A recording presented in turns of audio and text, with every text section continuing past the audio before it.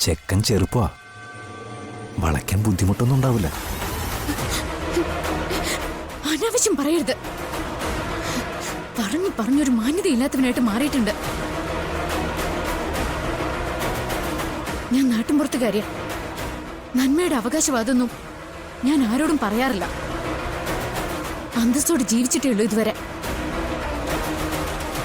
അന്തസ്സില്ലായ്മ മനസ്സിലുള്ളവർക്ക് അത് മനസ്സിലാവണമെന്നില്ല. മനസ്സിലാവില്ല.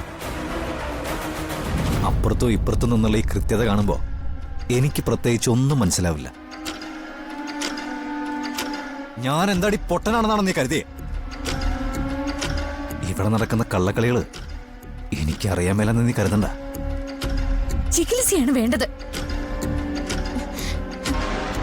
സ്വന്തം അമ്മയെ പോലെ സംശയത്തോടെ നോക്കുന്ന ഈ ഭ്രാന്ത് ചികിത്സിച്ചേ മതിയാവും.